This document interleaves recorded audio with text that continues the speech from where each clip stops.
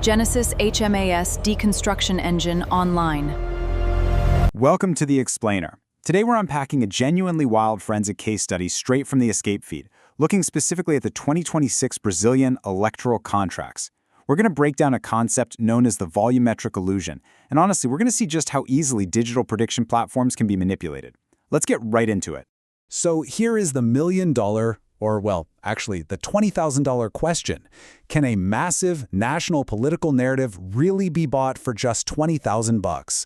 We're about to explore how a massive structural loophole might be quietly dictating the political headlines you're reading every single day. Part 1. The Prediction Market Illusion. Now, you know how the media treats these platforms. They rely on them heavily, basically operating on the assumption that they're these hyper-efficient, totally unbiased gauges of voter intent. The theory sounds great, right? Decentralized actors, motivated by real money, pooling their knowledge to produce perfectly accurate probability vectors. They get hailed as the ultimate alternative to traditional polling. But, as we're going to see, that assumption has a massive, gaping blind spot.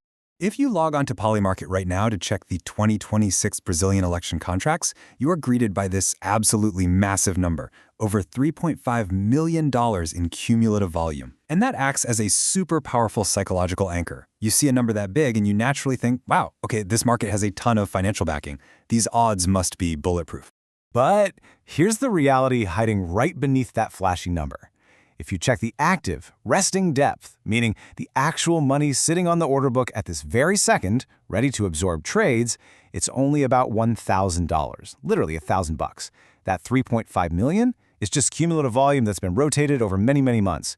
The floor just completely drops out from under you when you realize how severe this active liquidity void really is. Which brings us to Part 2, Anatomy of Shallow Liquidity. On the surface, this whole setup looks like a global, decentralized voter base driving a fully compliant prediction engine. But when you look at the audited forensic reality, it tells a completely different story. It reveals an unregulated gray market that is totally immune to domestic financial oversight and local electoral laws. So this grand macro-volume illusion is actually hiding a highly sensitive microcap vulnerability. And honestly, here is where it gets truly absurd. Look at this demographic breakdown. Almost a quarter of the users are offshore crypto whales, and another 13.5% are what we'd call VPN elites. But do you notice what's completely missing? The local retail presence, meaning actual Brazilian voters participating legally, is exactly 0%. This market is entirely decoupled from the actual domestic voters it claims to be tracking. Moving on to Part 3. The Low-Cost Attack Vector.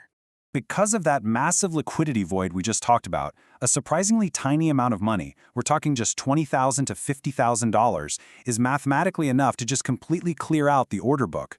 Think about that for a second. For the price of a used Honda Civic, a single, highly motivated actor can force an immediate 10% probability spike and single-handedly rewrite a nation's apparent political consensus in a matter of seconds. So let's walk through the exact playbook for how this exploit works. First, you have the structural flaw, the extremely thin resting order book. Second, the attack mechanics. An aggressive market order comes in and instantly wipes out all the immediate resting sell orders. Third, the impact. A rapid 5 to 10% price spike is triggered platform-wide. And fourth, the financial reality. The execution cost to pull this off is practically pennies compared to the massive narrative payoff the attacker gets. Part 4. The Narrative Laundering Loop. Now, you might be wondering, why would someone actually do this? Well, it's a tactic called narrative laundering. It's the systemic information operations loop where financial speculation is used to artificially manufacture real political momentum. You can think of it like a Trojan horse.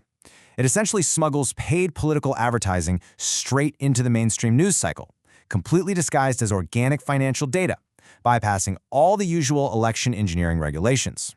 Let's trace this step by step, because it's brilliantly manipulative. Step 1. The attacker creates that artificial price surge and permanently captures the screenshot artifact. Step 2. Algorithmic amplification. They blast that screenshot across social media, triggering high-velocity engagement.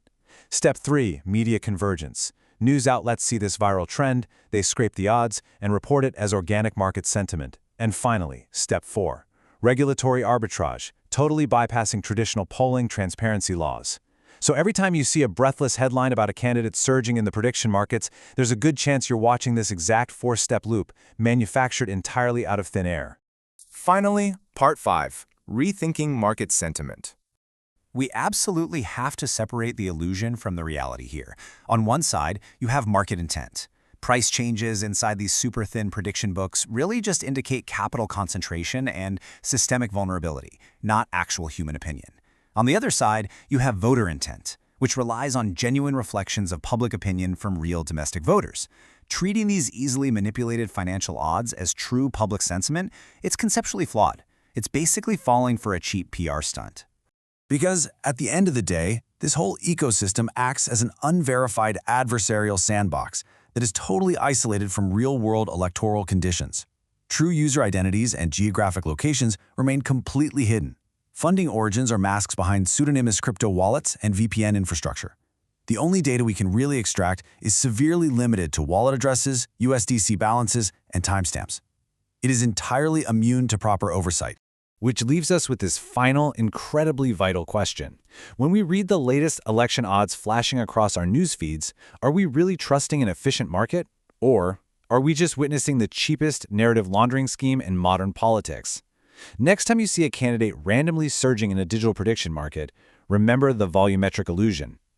Thank you so much for joining me for this explainer. Stay curious and always make sure you question what is resting just beneath the surface.